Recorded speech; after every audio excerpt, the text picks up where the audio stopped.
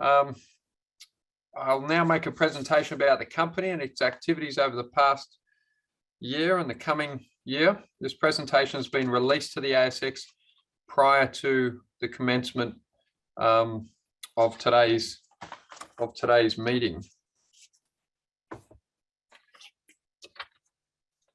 I'll have some slides that the team will share.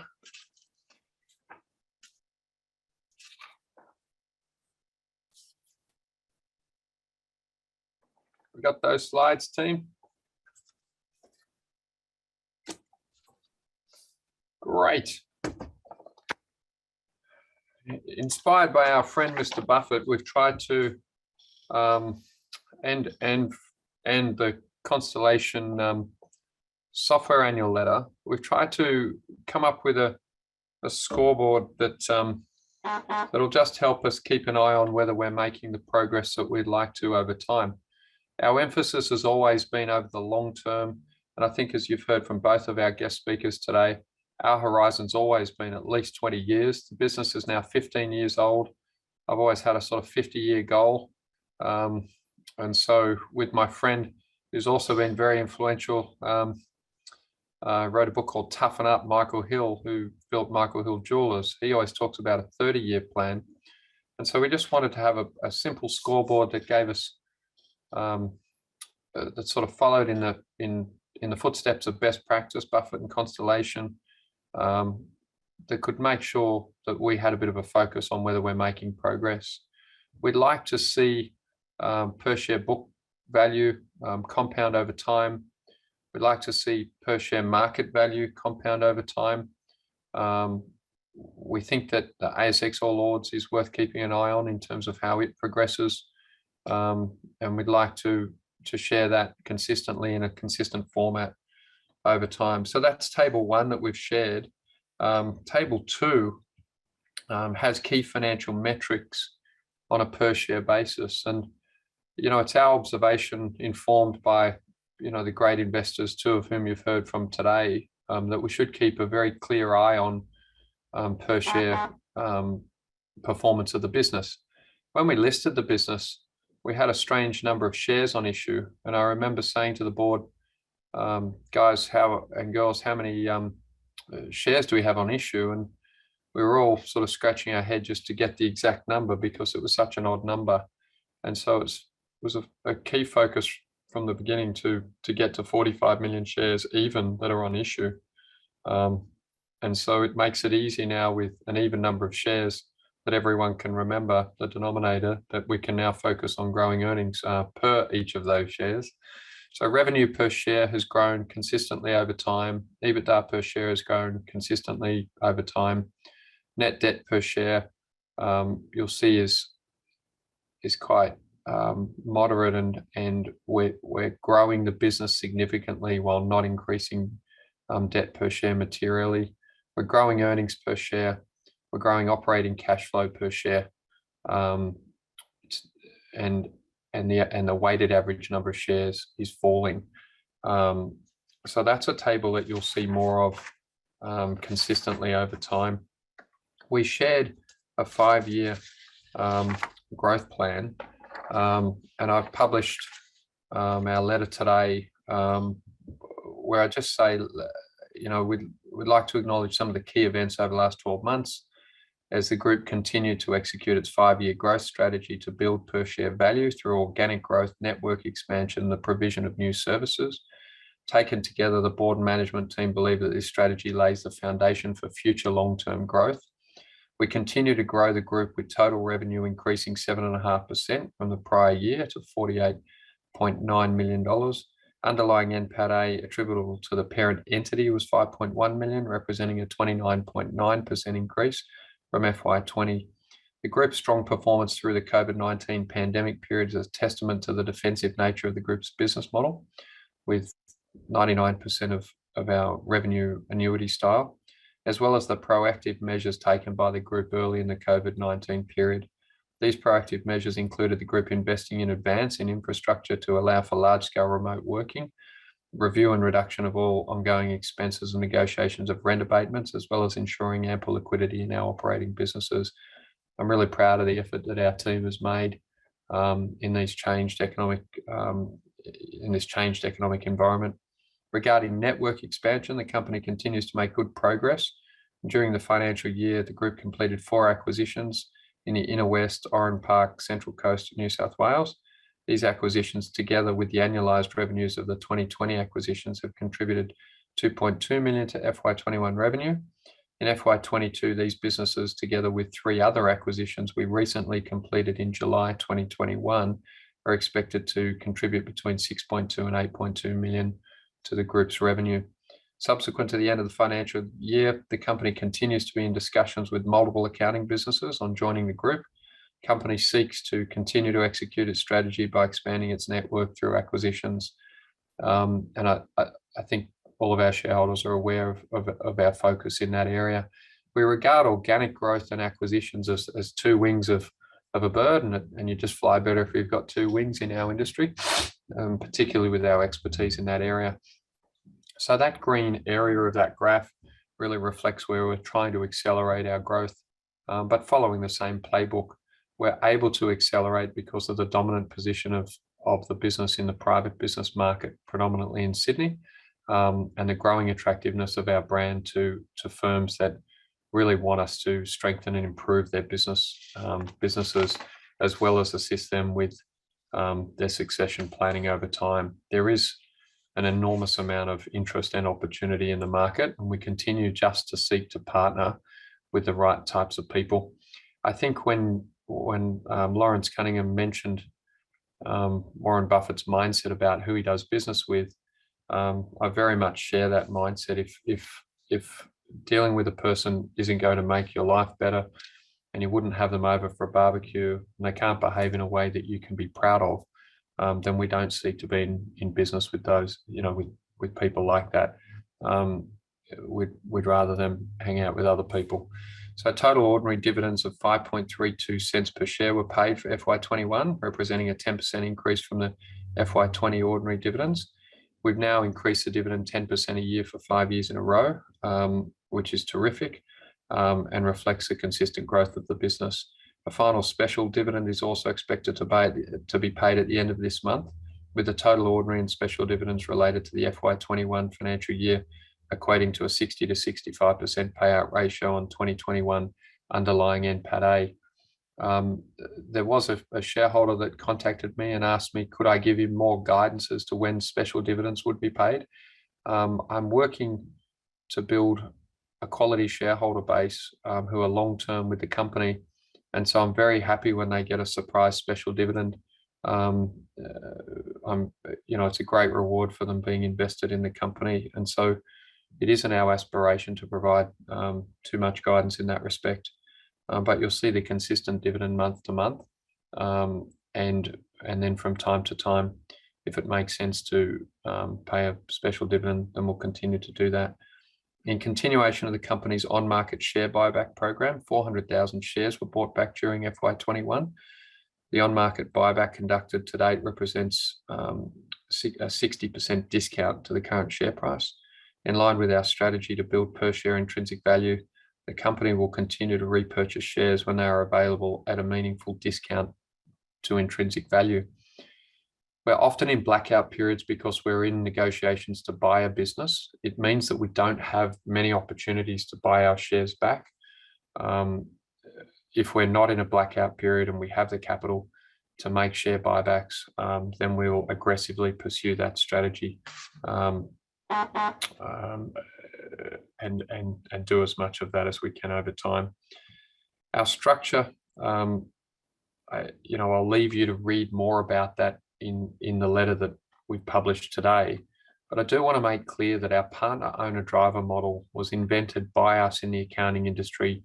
We've been consistently applying the same agreements across every business and the same operating methodology in all of our deals since inception. It means that we've got real expertise with how we're operating, and we believe there's no better way to structure a professional services firm where the centralization of essential services can deliver a lot of time back to the partners. That means that they can run their teams and look after their clients much better than they would be able to without that structure, and it lowers the cost base and drives a higher margin return, while all of the firms are investing in making themselves stronger and stronger businesses over time. We really believe that our structure makes a particular difference to the performance of the business.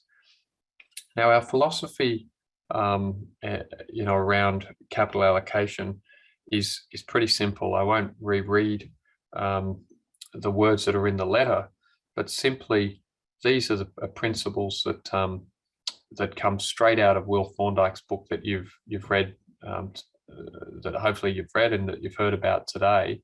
We're just seeking to improve the earning power of each of our businesses by growing their margins over time, while continually investing in them to allow them to grow. We're further increasing their earnings through tuck-in acquisitions. We're growing our existing accounting subsidiaries and our existing complementary businesses. We're looking to repurchase shares wherever we can, and we'll make an occasional larger acquisition should it make sense. And should we be able to do that acquisition without putting ourselves at any particular risk.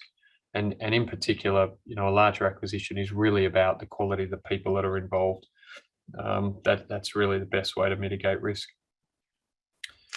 We've published some tables that show how we've allocated capital since IPO. We're publishing today this capital allocation philosophy. It comes straight out of the Outsiders book, very closely resembles Sherwin-Williams' financial overview structure. But essentially, we've got to make sure that we always do the right thing by our bank partner, that we get our net debt to EBITDA leverage at 1.5 times, that we maintain financial flexibility so that we can take advantage of opportunities as they come along. You've seen that we've done a large number of acquisitions during the last 12 months in the middle of a pandemic. We see opportunity when things are difficult, and we're working very hard at the moment in similarly challenging times for the broader economy to do as much as we can while things are a bit odd. So we're not looking to hold cash.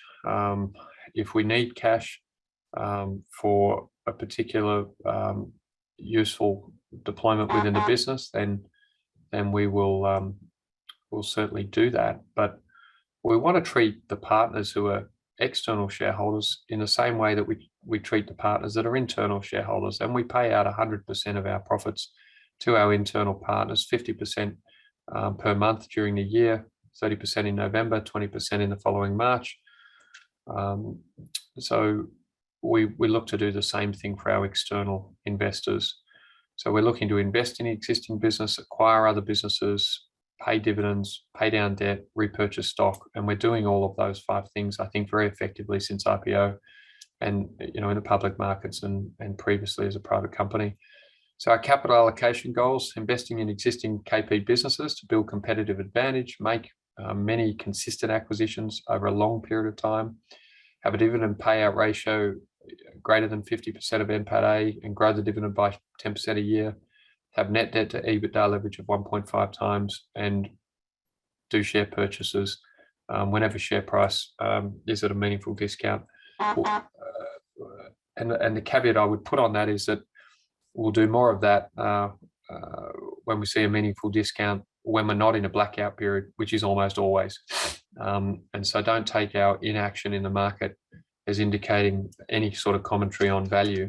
We'll simply buy shares when we're not in a blackout period, which is quite rare because of the number of acquisitions we're working on. Now, our stakeholders, I'm particularly pleased with the progress that we're making, with the recognition of the quality of the employment and career opportunities that the business provides to people in our industry. When Beck and I started the business, our aim was to create a firm that we would be proud to work in, that we would be pleased with the way that we'd be treated no matter what level of the organization we worked in. I'd worked from undergrad through to partner in accounting firms, so I had a very clear understanding of what was good, bad, and indifferent at each of those levels within accounting firms generally. And so it's pleasing that we've been chosen as a great place to work and certified this year. We've also just been announced, I think yesterday, as an Employer of Choice winner in 2021 with some other tremendous companies in Australia, including companies like McDonald's Australia, Swiss Wellness and Aldi. And that's a real testament to our people and the quality of the environment that is available to leading professionals to join our business. Our business has always been about making our people better off, right from the most junior level right through to partner. And I think that very much distinguishes the way that we're building the business. Upstreet's a fantastic app. If you haven't heard of it, look it up, please. All of our team members now have the Upstreet app. They've all been allocated shares. The only way that we are paying birthday presents or other referral for new business or referral for a new team member is, rather than pay cash, we're paying cash into the Upstreet trust that buys shares and allocates them to the team member that's done a particular action. We're keen to have no employees or employee mindseted people at Kelly Partners, but rather have all of our people as owners, thinking like owners, working as owners, and sharing the rewards of ownership in the business over time. This was very much inspired. We couldn't find an easy way to do it when we started the company, but in reading the book Made in America by Sam Walton, he had a very innovative share scheme for his truck drivers and virtually everyone when he started the business. And over 50 years, it made an enormous difference to a huge number of families. And so, again, we're taking a very long-term view there as to what we think we can do that would make a real difference to our people.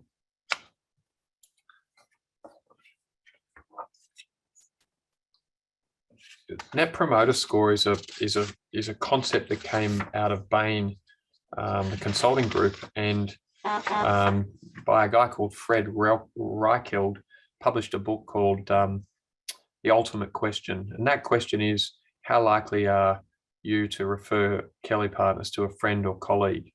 And the score is out of 10. Anything under a 6 or below is regarded as a detractor, somebody that's likely to tell a lot of people that they've had a terrible experience. A 7 or an 8 is considered a neutral, essentially indifferent to the service that's being provided, and a 9 or a 10 is considered a promoter. And the theory is that promoters grow your business, and I think that's true. We've always called them raving fans at Kelly Partners, and it's those people that you do a good job for that go out and tell their friends and bring their friends and other team members to the business. We found a digital platform this year that we were able to implement that allows us to look at our clients and ask them this ultimate question. The global industry average in accounting is -13. Our score at this time is 70 plus, which is a huge testament to the quality of work being done by our teams across all of the businesses. It's a mind-blowingly good number from a statistically relevant number of people. We know that we have about 9,500 client groups, and 20% of those would be 80% of our revenue. So we've got now more than 25% or nearly 25% of our key clients have actually answered that question. We continue to ask the question, and we hope to be able to build more responses over time. But we know that we need to be very much a client-centric business if we want to be able to innovate and deliver over time. We've published some of the comments that have been made by clients. I'm just incredibly pleased with the commitment of our people to do the best they can for our clients. Now, we're not always going to get it right. There are always going to be situations where we could have done a better job, or where we've missed something, or there's a view that, maybe we could have done better. And even in that situation, we want to get that feedback and make sure that we make that situation right and make it the best it can be. I'm just incredibly pleased that the teams are doing that. And that's been published in a letter today. We're very committed, and always have been, that the point of our business, the mission of our business, was to help our people, private business owners, and the communities within which we operate be better off. So be healthier, wealthier, and wiser. We focus on private business owners because that's where we have unique expertise and unique systems and processes and depth of knowledge where we can really move the dial on the outcomes for a private business owner. We also focus on private business owners because they're the people that are employing 70% of all Australians. We know that employment is critical to a high quality of life and a meaningful life. And we also know that technology, over time is going to challenge the ability to provide employment. And so we really have a heart for those people that put themselves out to run businesses and grow employment. The B Corp certification, it's worth looking up. To a large degree, these are values that have suddenly been discovered by larger businesses over the last 24 months. We started the business 15 years ago with a very clear social mission to make people better off. The business has never been about just making an economic return. We've always known that financial outcomes come after doing a lot of other things very well for the right reasons, and that there's a compounding effect from those good values and behaviours over a long period of time. In particular, we see in the acquisition space where we've done really great deals for people over a long period of time. We continually are referred opportunities to buy into businesses that without that track record, we would never get to see. It's similarly in the client space, that every client we do a great job for refers one of their friends. And ultimately, we know if somebody's really pleased with the work that we're doing, we really only know that when they refer one of their colleagues or friends. And finally, with our people, we know that the fact that our people contribute so well to the business and continually bring their friends and colleagues to the business makes so clear to us, how important that stakeholder group is. More broadly, our business should achieve a net zero certification. We believe in sustainability in terms of good values and behaviours, not using resources that we don't need to grow the business, being frugal in the way we operate, and in particular, treating our people well so that they can do their best work with us.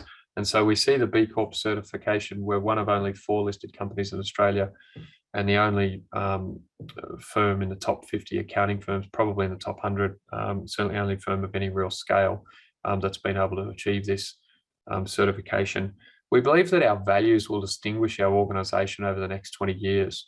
There's many firms operating in the chartered accounting space that have involved themselves in behaviours over time with respect of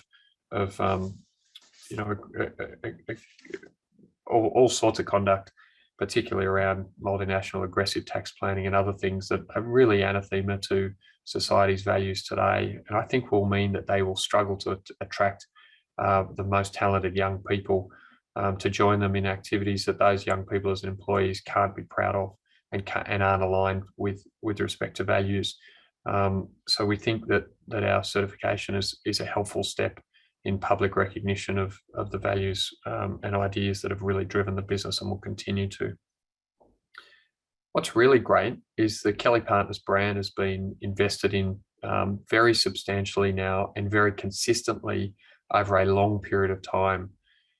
And what we're seeing is, as we do our semi-annual brand study, the strength of our brand is much higher than the average of the top 23 accounting firms in Australia, is much higher than it was.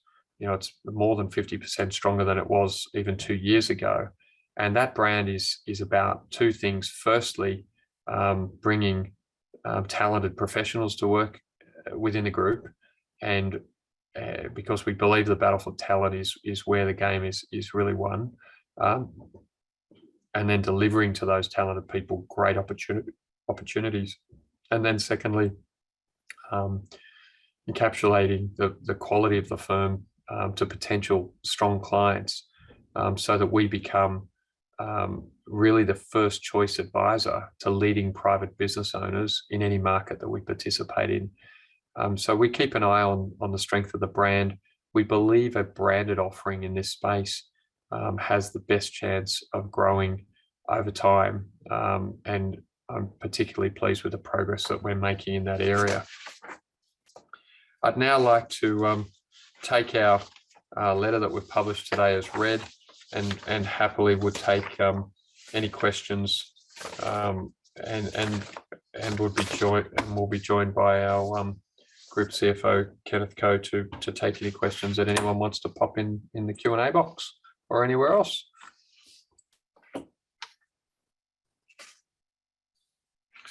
I'll take that first question because that's a great one. I've been asked a few times. How do we explain paying a dividend? There's some multi-level answer to that, but I'll take 5 minutes and give you Joris Jaspers, who's a shareholder from Amsterdam, a thorough answer. Berkshire Hathaway has never paid a dividend. It has never paid a dividend because for two main reasons that I can deduce. And if I did have the opportunity to ask Warren Buffett a single question, it would be, should Kelly Partners pay a dividend? After he'd had a fair chance to have a look at it. But let me explain why we do pay a dividend. Firstly, Berkshire don't pay a dividend because Buffett believes that he can get a better return by holding on to that capital. And I think he's uniquely qualified to make that claim, and he certainly delivered that over 50 years. Secondly, dividends are so destructive from a capital point of view in the US because they're double taxed. So they're taxed in the hands of the company and they're taxed in the hands as a shareholder. In Australia, we have what's called a franking credit system, where in that franking system, the tax that's paid by the company is passed on as a credit to the shareholder. And so it is much more tax neutral to an investor, that dividend, because they're just not paying double tax. Now, we have two groups of partners within our business. At the operating level, we have equity partners that own 49% in our structure. And at the holdco level, we have external partner shareholders that own equity in the holdco. I've never regarded that as a holdco here with subsidiaries here. I've always regarded that as a partnership structure, internal partners and external partners. Our partners are reinvesting 9% of their revenue, 6.5% for central services, 2.5% for IP, into the business every year. A comparable firm that we compete against reinvestment rate within their business would be zero. So the competitive advantage that can be had by that consistent investment is, I believe, over the next 20 years, stratospheric. Is just mind-blowingly exciting, because in most chartered firms that we look at, a dollar's made, there's two partners and they take $1.01. So we've already got this 9% flywheel being reinvested within the businesses. It doesn't affect our return because our returns are nearly twice the industry average anyway, which is terrific. And then as we're paying out plenty of cash to our partners, if you want to create alignment and have happy partners, a good way to do that is to pay them plenty of cash. Most people are quite happy to receive plenty of cash, and the way the partners are structured is quite tax effective as well. At the holdco level, we're able to fund all of the acquisitions we want to do today and that we can see that we might want to do for the foreseeable future without having to use much, if any, equity. And so that's an enormous advantage to the business. And so it's much more capital efficient to use debt than equity, cheaper, and creates better alignment with the partners that we're investing with, and creates a much stronger sense of partnership. And so we think that if you leave money in most people's bank accounts, they might invest it well. If they're Mr. Buffett, they may not. And we have enough respect for our shareholders to say to them, well, here is your tax neutral dividend. Now, if I was a bright shareholder of Kelly Partners Group Holdings, I'd simply turn around and buy more Kelly Partners Group Holdings shares. But we respect that there's many different types of investors in our shareholder group, many of whom are looking for retirement income. I believe that over time, if the group can get a reputation for being a consistent dividend payer, as most of the Western world's baby boomers are retiring, there's going to be a huge desire for income. And I believe that will make our business more and more valuable as essentially cap rates a bit up. So that's a relatively long answer to a short question. I hope that I hope that gives you some comfort, but also the assurance that, you know, I don't have many views that are set in stone, and you know, over time we'll take questions and listen to that. There's a similar question there on the topic of a dividend. International shareholders account for a large percentage of the register now. It is more than 25% of the register. If this continues to grow, would the dividend payout policy be revised? Thank you for the great work you're doing. I think that's a great question, Tristan. And if you are an international shareholder, tell us where you're from on the Q&A, because at least while we're locked down here in Sydney, we can let our minds wander and imagine that we're traveling. Look, it's quite possible over time that we'll think about the dividend.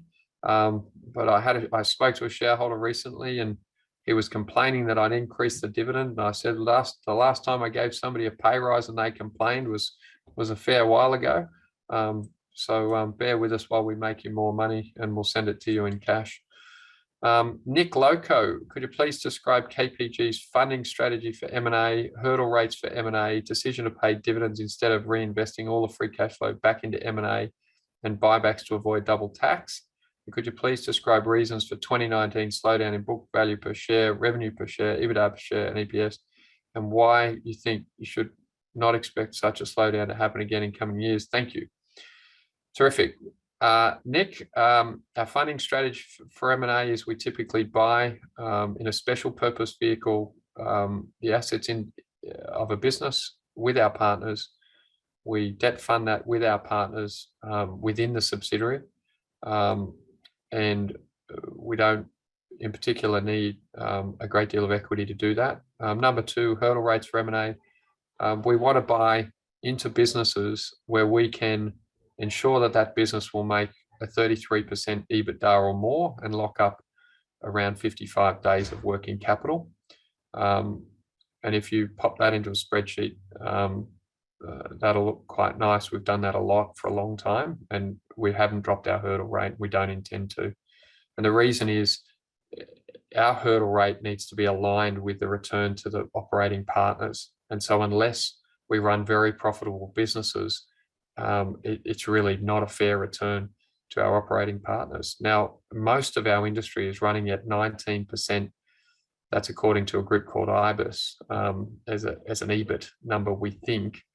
When we look at most firms that we look at, that number is 15 or 16%. And that's not, in my view, an adequate return to partners for signing personal guarantees as they are in the businesses that they're in, and taking the risk of business ownership, as well as working with the brains that they have as hard as they do in the industry. So we're just never going to accept that as an adequate return to our partners. And most importantly, in any business, are standards. You've just got to have standards, and you can't. And I certainly have no intention of dropping those standards. So to your question of as to dividends, number three, instead of reinvesting all of the dividends back into M&A, we don't believe that paying, we already pay the KPG share of any acquisition that we make down in less than 5 years as a typical target, generally 4. And so we believe that that's a good situation, and that those acquisitions are better funded from their own cash flow. We think that the combination of a dividend to an investor plus the sorts of ROEs that we have are the best combination for an investor at this time.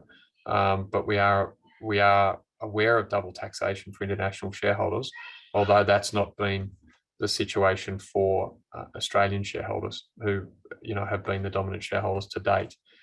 Could you please describe reasons for 2019 slowdown?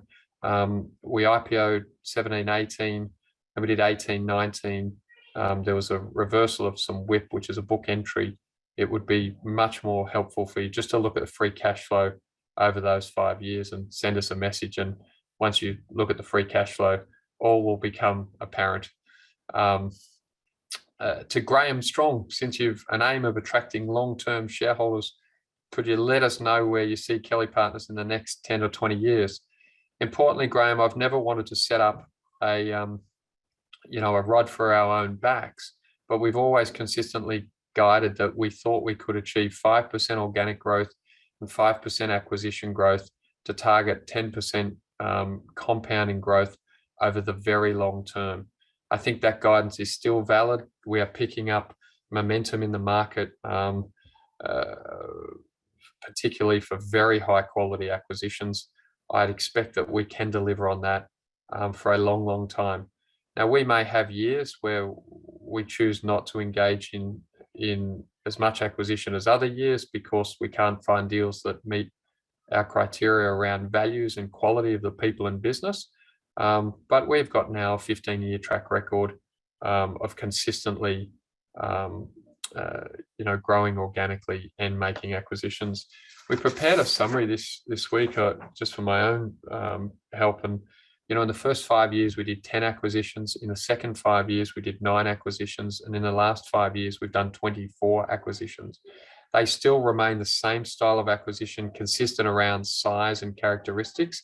We haven't dropped our hurdle rate. We haven't changed in any way other than to make, in fact, our criteria more stringent. And so, we're very confident about the long-term prospects for that consistent approach. Brett Dorendorf, given KPG's intimate involvement in the financials of the clients, is there anything general that can be shared which provides a holistic view of the general health of the underlying businesses? Imagine small businesses around the world could be hurting given the turmoil of the past 18 months. Brett, I think, look, it might be true that small businesses around the world are hurting. We are predominantly 95% of our revenues in Sydney, which we think is one of the world's best economies, not just Australia's best economy. And small businesses uniquely in Australia, they put up their family homes, property that is first mortgage secured by the bank to lend into their businesses. So Australian business owners that we deal with don't have the option of having a bad day and deciding to walk away from their businesses. They'll spill blood and bones to make their businesses work. And so what we're seeing is an extremely resilient client group because of the high quality clients that we've attracted and frankly filtered for over the last 15 years. And I can't see in the client base at the moment anything that's even approaching stress. The Australian government has handed out an unprecedented amount of money in all sorts of government programs over the last 18 months. And so what we're seeing is that very high quality business owners, owner-operators are doing particularly well. To Christopher Webb, ASX listed accounting firms have had a mixed history. Have you studied why some of them didn't succeed? Well, Christopher, that's a very good question. I've been in the industry, the chartered accounting industry, since I was 18. I'm 47 next year. That'll be 30 years. Have I studied accounting firms? Yes. The history of listed accounting firms? Of course. As you get to know me better, you'll know that I'm a studier.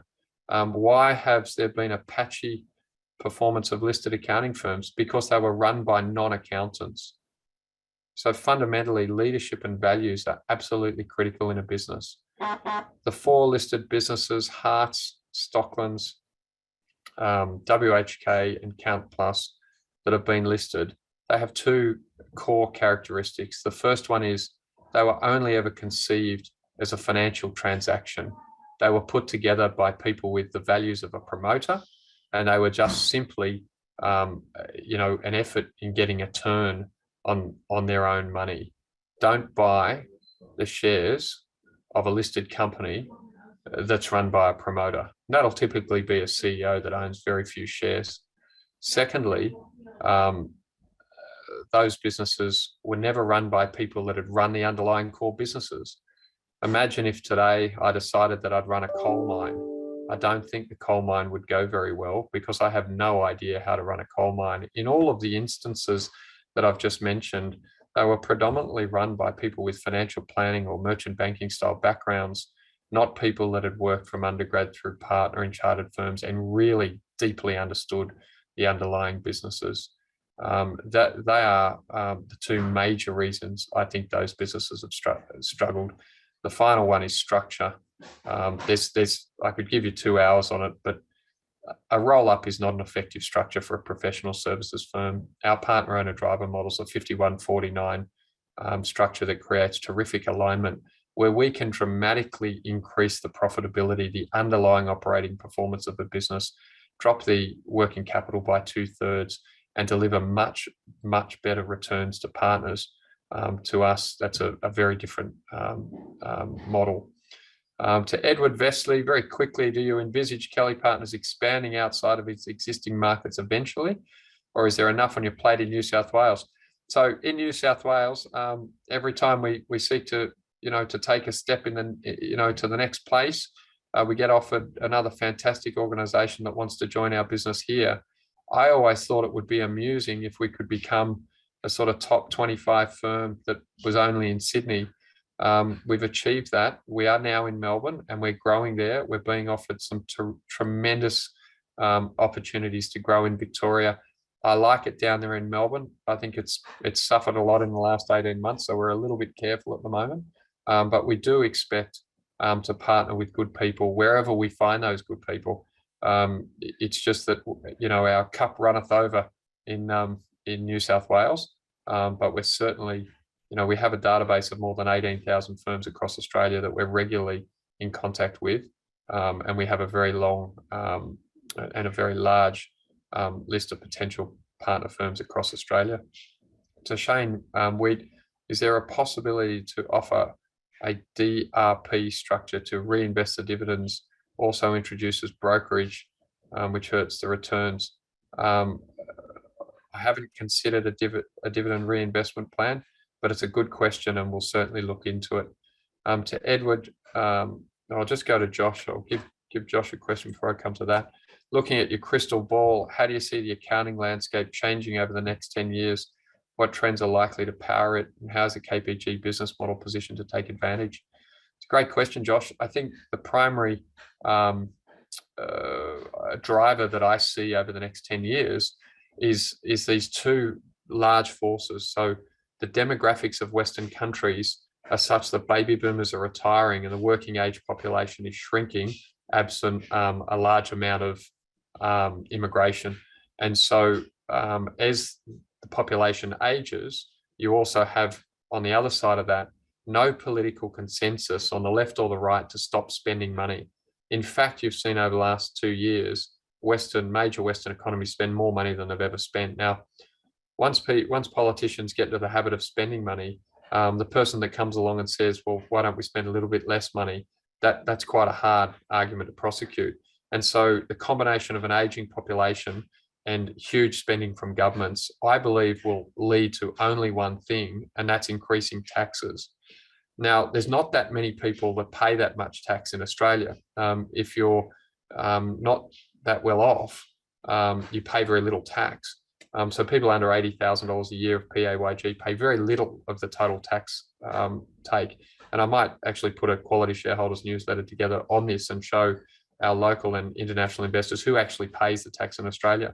Those global tech companies that are large and make a lot of revenues in Australia certainly don't pay any tax. There's some large top 10 taxpayers that pay a lot of corporate tax. And so there's not, where is the government going to go? Well, they're going to go at our clients who are private business owners. They employ 70% of all Australians. They pay a disproportionate, in my view, amount of tax. And so those taxpayers are going to need more and higher quality tax advice every moment from here to as far as I can see out for the next 25 years. I believe they are the key trends that are going to drive people to high quality accountants that can help them get organized, have a clear plan, manage their tax and other exposures. And I think that that represents a tremendous tailwind for the business generally. Rail Jacob, Jim Collins talks about clock building, not time telling. How are you clock building, particularly in terms of succession? In case something, yes, I don't talk about that, Rail, but I'll answer your question. In case something happens to me, I won't give that words. But look, in terms of clock building, we've got 54 partners now, a total of 300 people, 17 operating businesses. There is large diversification across the partner group, across the geographies, across the employee group, and certainly across the client group. we don't have client concentration, which to any great degree, which is very helpful. We've built a very strong services team with 15 team members. There is a documented succession plan for me in the event that something might happen to me. There are identified people that can operate the business with me if I was partially unavailable or without me fully unavailable. So I don't see myself as a particular succession risk. I see the teams as doing a great job. We're very aware of next generation talent. We can't materially grow the business without materially growing that next generation talent. And so, I hope that gives you some comfort. There was a question about a quick update on the Austbrokers partnership. We continue to work with Austbrokers on the partnership. We've appointed a new senior leader. I'm excited about the progress that will come there. We see it as a 10-year long march, but we think the prospects for it are particularly exciting. Just looking for, have we got any other questions? There was a question re slowdown continues to grow. I hope that's been helpful. We're certainly available, and we've got time to answer further questions. Very happy to do that.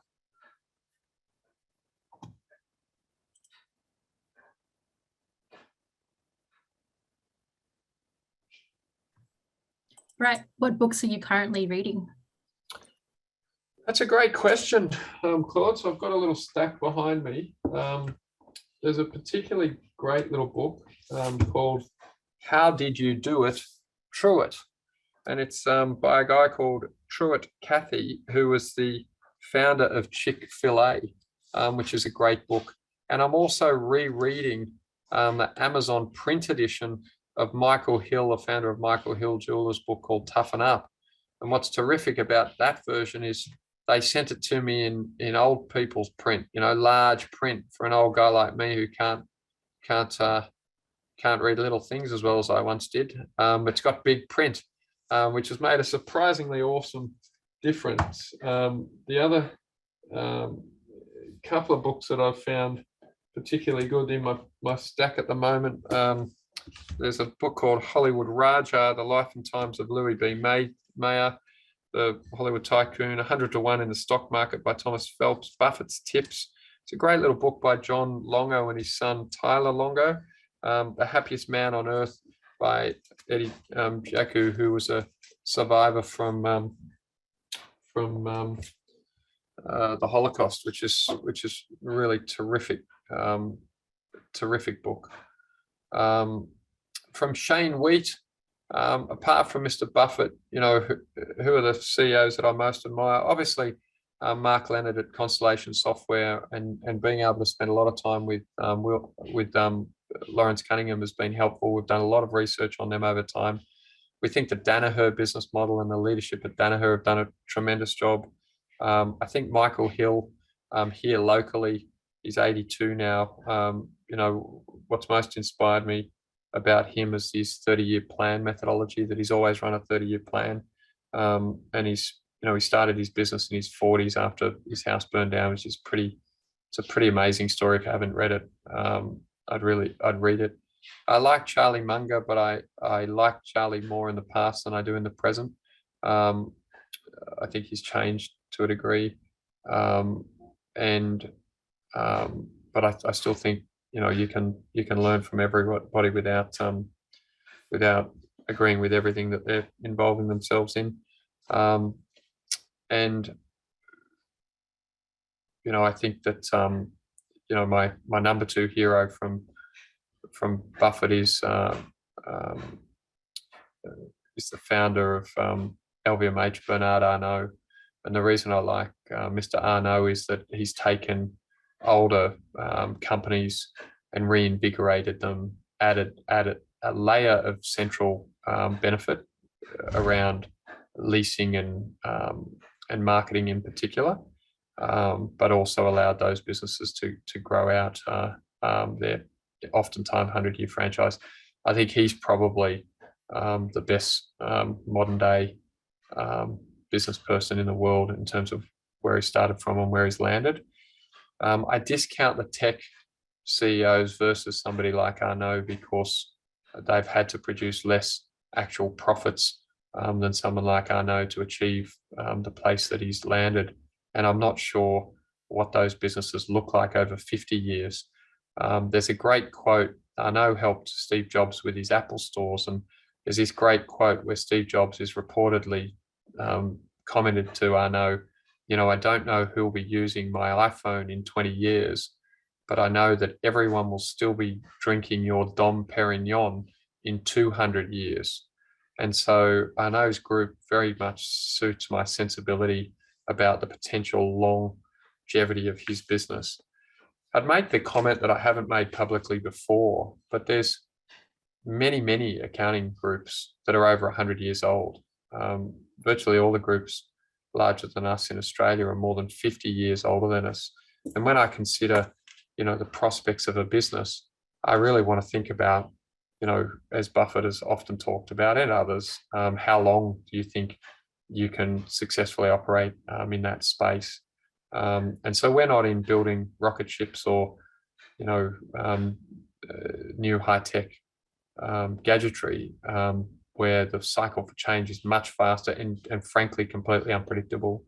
I just have the very firm view that death and taxes will remain certainties, and that, in fact, governments will become even less principled about how they act with respect to taxing their citizens, and that the need for very high quality, strong accounting and taxation services will grow, frankly, exponentially over the next 20 years. And I think we're incredibly well positioned to grow as a result of that in a measured and intelligent way.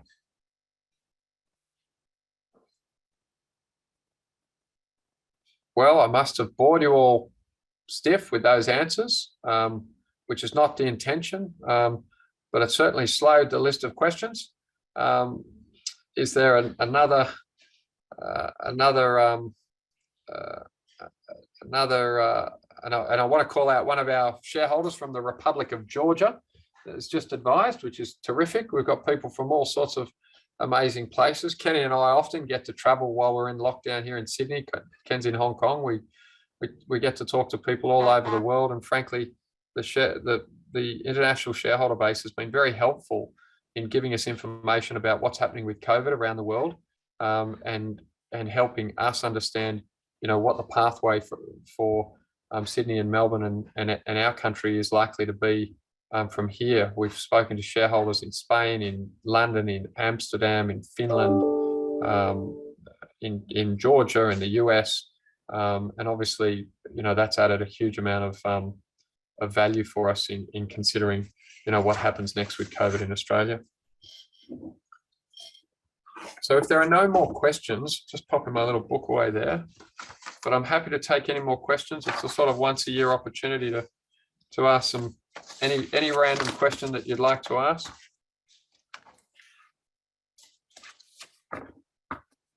We'll put all those papers to the side if there's no more questions.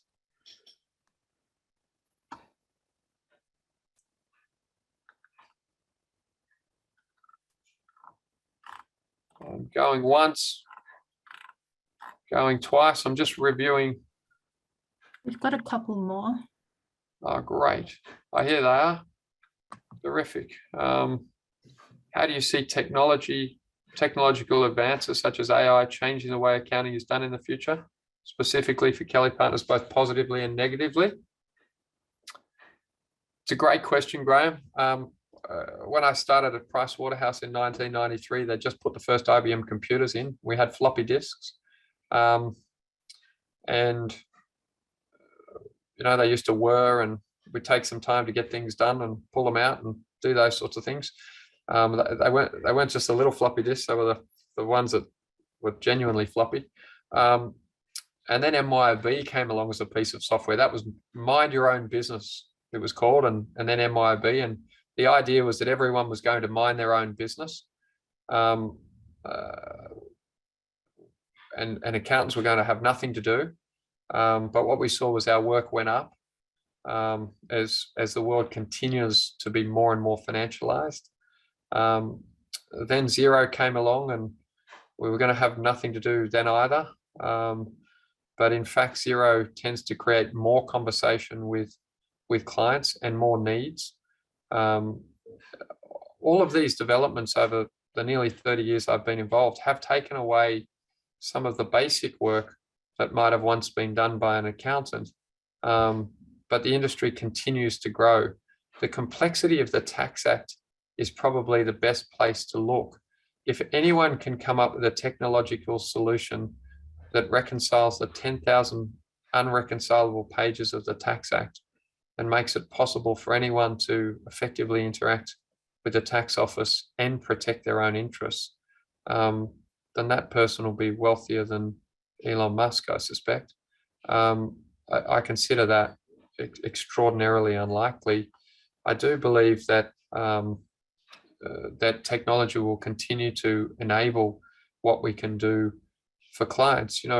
Accountants have a lot more talent, brains, and ability than they often are able to deliver to a client, simply because most private business owning Australians are undercapitalized. They don't have a huge amount of wealth. And so there is a limit to what they can spend with their accountant. If we can use technology to be able to do more and more intelligent things for a client, I think we can grow the businesses quite dramatically, frankly. We are working quietly in the background on a digital platform that I think will be very different to what's in the market. And we have a stated goal to be the most digitally enabled accounting group in the world for privately held business owners, that we'll quietly pursue. And I think you'll see that what we come up with there can dramatically improve the engagement that we have with clients, and as a result, the amount of things that we can assist the clients with. We as an organization are excited about technology and are very adept at using it. We have more data, I think, with respect to our clients than any other organization with which they interact. But the cost of helping those clients effectively utilize that data has been too high in the past for clients to really get value from that. But that cost is radically dropping, and our ability and brains in terms of how to take that data and deliver value to the clients from their own data, I think is rising exponentially. So we're pretty excited about what happens with technology. Frankly, I think the negative of technology is that it'll be harder for a mediocre graduate to get a job in an accounting firm in the future. And so, right across the economy, there is I think a rapidly accelerating upskilling occurring. And so just like there's no jobs in factories anymore, there won't be any basic jobs in professional services firms for people that are average at what they do. And it's probably true that we are graduating too many average accountants relative to what the industry might need in the foreseeable future. Edward Vesley's asked the question, are there any Australian listed company CEOs that I admire? Look, the Australian business leaders that I admire in particular are people like Brett Blundy. I think Graham Turner at Flight Centre has built an incredible business. I believe both, those two are certainly the two leaders of businesses here that I admire the most. I think they have businesses that are relatively similar to what we're doing at Kelly Partners in terms of a branded offer in the case of Bras and Things and Lavisa and other businesses that Brett Blundy's involved with, a branded offer in backward industries, and in terms of Screw Turner, a branded offer, in a backward industry. Matt Brazier, how do you select the right partners, and is this an objective process that can scale? Matt, I think, we ask a simple question when we meet a person. Is this a person for others or a person for themselves? And in our industry, most professionals are technical people that are impressed with themselves and their own skills. We're trying to find people that are impressed by the idea of taking their skills and the talents they've been given and putting them at the service of others to really dramatically change the well-being of our clients. We think those people stand out, but we also know we're the only people looking for them, which is helpful. So those filters, are they a person for others? Do they do what they say? And are they somebody that works as part of a team? or are they somebody that regards themselves as better than a team? There's not a lot of competition for those people, and so we're doing well at finding those people, and we always have. We do believe that there are a small number of people. We're again looking for 2 standard deviations above the mean, maybe 2.5% of people, and that's okay, because there are a lot of those people out there. They're just a small number relative to the industry. They're not highly sought after by other people because the cultures of most other firms are me, I. It's all about me. I'm better than the team. And the types of people we're looking for, they don't appreciate that type of culture. And so we think the opportunity to create a different place for the right type of people is frankly very large. To Gary Sheffield, do you have views on the growth of DeFi and blockchain technology? At this point, Gary, no, I don't, frankly. Christopher Webb, you talked about intrinsic value and buybacks, as you didn't pay more than $2.09 in the buyback. Does that mean you think the shares are currently overpriced? Christopher, a better measure would be if you saw me dump 40% of the 50% of stock that I own. If you want to follow listed companies and their founders, there's typically a group of CEOs out there, more promoter style CEOs, who announce good news and then sell their own personal stock. That might be a better guide to my view of intrinsic value. Now, I couldn't have done more to help you.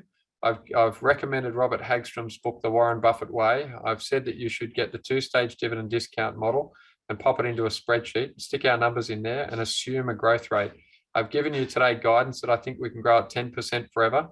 The last thing for you to decide on is the discount rate that's appropriate. Buffett says the 30-year US Treasury rate. Given that's 0, that might be too aggressive at the moment. So you've got one decision to make, a discount rate. Now, there's a lot of smart quality shareholders on this call. And perhaps you start a little Facebook group and have a debate about what's an appropriate discount rate. We're operating in a very small circle of competence. We're just doing the same thing over and over again in an industry that we deeply understand, that we don't believe can disappear, because taxing is the ultimate power of a government. And then there's no chance that even during a pandemic, have you noticed they didn't give you a year off paying your tax? I think there's one decision for you to make. Now, when will we buy back? We don't announce when we're in a blackout period, but that's almost all the time. And that makes it very difficult for us to buy our shares back. I'm constantly railing against that, but we're very conservative. I was walking around the pool talking to somebody yesterday, quite distressed by the fact that, I'm often in a position where we can't buy shares back. So look, I'm confident in the quality of the business, and I think over time, as Lawrence mentioned this morning, we just want a rational share price, and you'll see us do very rational things with respect to that. And yes, we should buy back some more shares, and you might see a bit of that at some point. Andrew, you mentioned you'd consider buying back shares if your company was valued below intrinsic value. I've given a lot of guidance on valuation over time. If you look at the owner's manual and other things that we've published, have a look there, and certainly follow us up if that's difficult to understand. Shane Wheat, league or AFL, who's your team?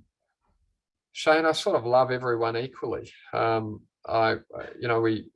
We live for a good amount of time in Penrith as I was growing up, as I was growing the business. I sold our apartment in Kirribilli, put the money in the business, and moved to far western Sydney, Oxley Park, St Mary's, Penrith. And so very fond of the Penrith Rugby League team. Beck, my wife's father, has one red eye and one green eye, so very much a South supporter. So that was an interesting game on the weekend. AFL, my family, when my dad first came from England to Australia, were in Melbourne.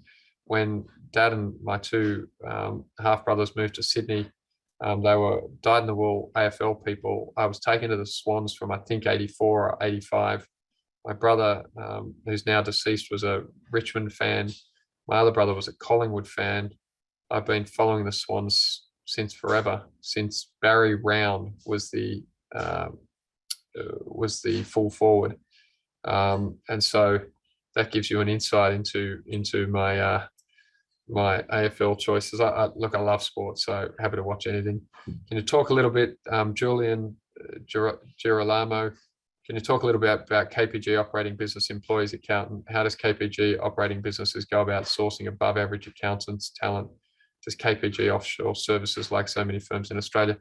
So we're not a fan of offshoring, for a start, Julian, in that, leadership and good management makes all the difference. And most people struggle to do that from 6 feet, let alone, 6,000 kilometers or more. How do we find, frankly, we've just worked very hard to find very good people. It's never been easy to find the best people, and nor should we ever expect that it will be easy. But we've just added another person to our team, 3 people recruiting every day to find great people. We do a lot in the way of marketing to achieve good outcomes. And we have a 17-step documented recruitment process that includes a 2-hour work test, a number of interviews, and 2 particular talent identification reviews that we do, profiles that we do. One is identifying people's core strengths. The other's identifying their intrinsic motivation and their ability to complete steps, which is really important in terms of the work that we do. We want to find finishers, people that finish things, not just start things. And so we consider that we have, like in the acquisition part of our business, a different filter. And so what it means is that rather than looking where everyone else is looking, we're actually looking for a different type of person. So as I mentioned, different values, and then different actual psychological characteristics. So intrinsically intrinsically motivated. So you can't put motivation and discipline into somebody. So you need to screen for intrinsic motivation and discipline. You then need to make sure they're intelligent, obviously, and they've got a lot of energy. And we can best measure that through a work test of 2 hours, and then a particular test that we've got that shows their ability to complete steps. And so I hope that assures you that we do have and have worked on for a long time a very detailed, very, very rigorous way of identifying the right people. That's always going to be a part of our business that takes a lot of energy. But we're in the marriage business, Julian, not the dating business. We want to find people that we would be prepared to commit to for life, in that they're that good. We would hope they'd be in our business forever. And so we're prepared to make the effort required to meet that type of person. We don't treat employing somebody from our end as a casual affair. We're not just here for 5 minutes. We really want to find people that we can make better off over the long term, because we know that it takes a decade to really make a material difference to anyone, frankly. And so, we think that the effort is absolutely worth it. So with that, I think I might have covered everyone's questions. We've got, I think, most of those answered through that list there. Looks like that might be the end. I'm conscious of time. I really want to thank everybody for their questions. And I'm just checking both the little message boards here. There's one final question. This year, the share price was a little over $4. How do you determine intrinsic value? I think I've probably given you enough help there. I guess the last comment I'd make is typically these firms are private, and you wouldn't get to buy any shares.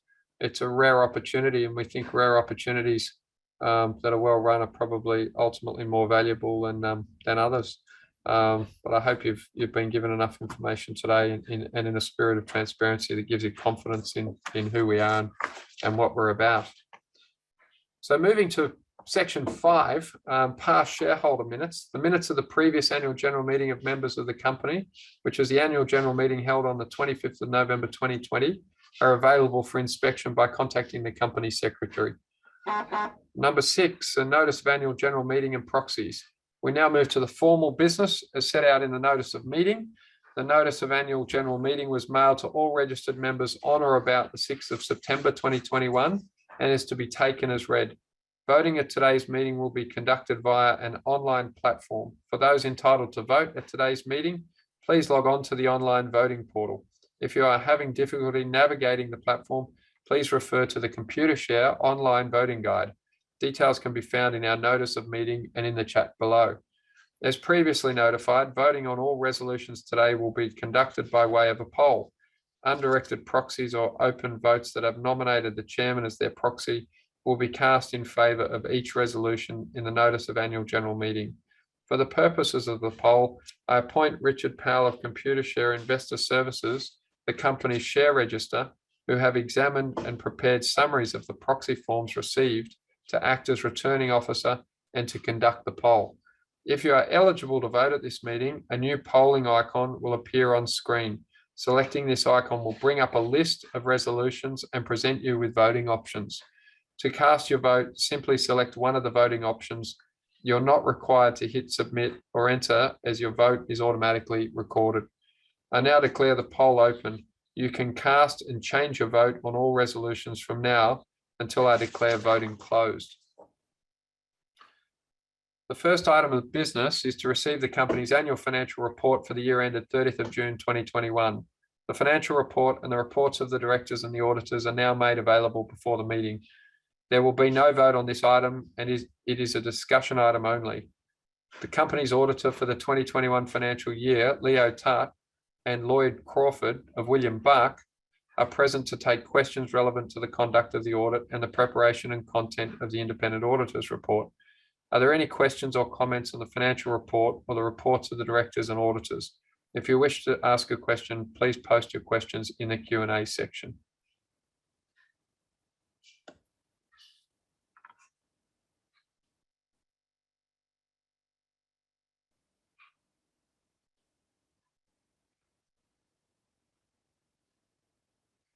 Are there any questions or comments on the management of the company?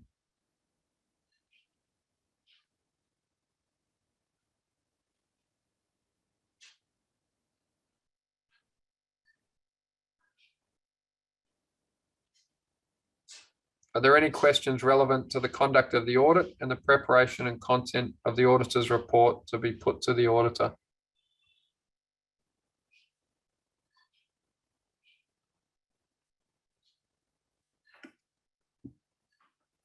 We will now proceed to the resolution set out in the notice of annual general meeting. Resolution 1 is as follows: to consider, and if thought fit, to pass with or without amendment, Resolution 1, adoption of remuneration report as an ordinary resolution.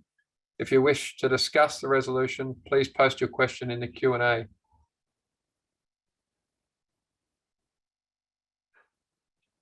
The proxies received in relation to this resolution are presented on the screen.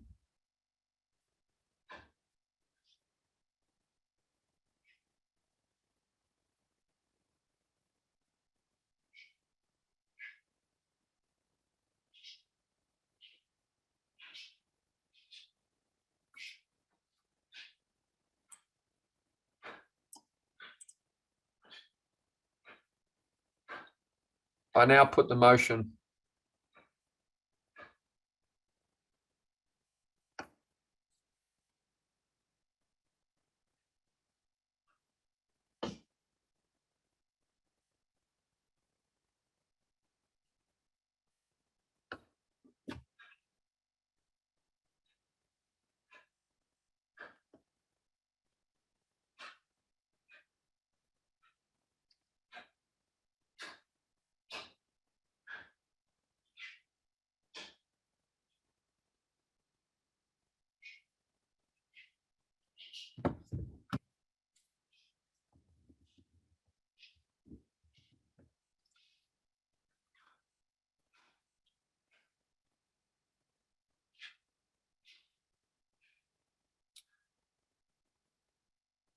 Resolution 2, re-election of Director Mr. Ryan McNamee. To consider and if thought fit, to pass with or without amendment, Resolution 2, re-election of Director Mr. Ryan McNamee as an ordinary resolution. If you wish to discuss this resolution, please post your question in the Q&A. The proxies received in relation to this resolution are presented on the screen.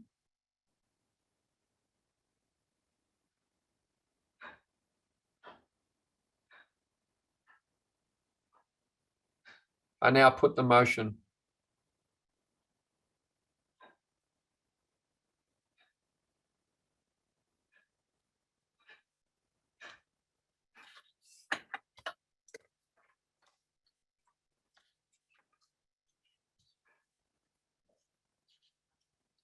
Resolution 3, re-election of Director Ms. Ada Poon. To consider and if thought fit to pass with or without amendment, Resolution 3, re-election of Director Ms. Ada Poon as an ordinary resolution. If you wish to discuss the resolution, please post your question in the Q&A.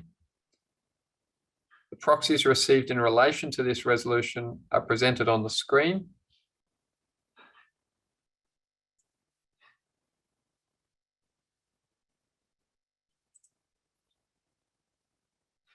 I now put the motion.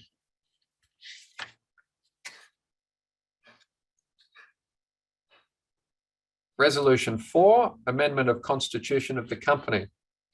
To consider and if thought fit to pass with or without amendment, Resolution 4, amendments to the constitution of the company on the use of technology in meetings as a special resolution.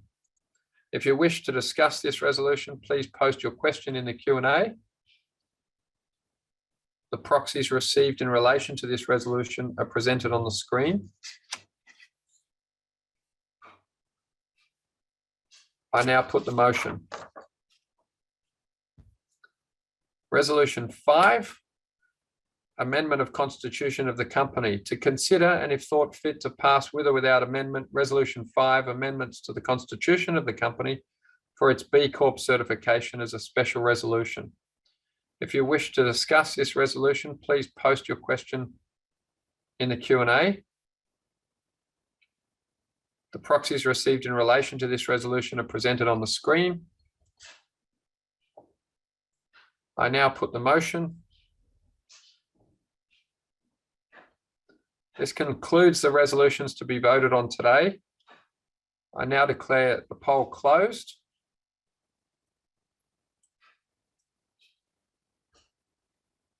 Following confirmation by Computershare, the final results will be announced to the ASX later today of today's voting.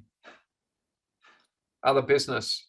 Is there any other business that can lawfully be brought forward? If any shareholders wish to bring forward any matters, please post your question in the Q&A.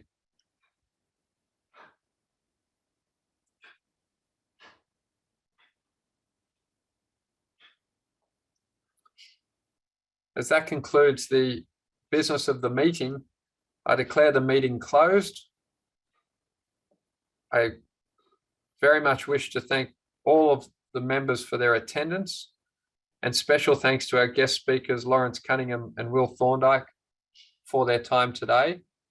I'd like to thank all of our team members, our equity operating partners, our board of directors, and all of our shareholders for attending today and for your very positive contribution to our organisation. The greatest thing about our business is the people we get to hang out with every day, and all of you fit that bill. And I'm incredibly pleased to get to spend my time with people who are intelligent, want the best for other people, and are fun. Have a great day.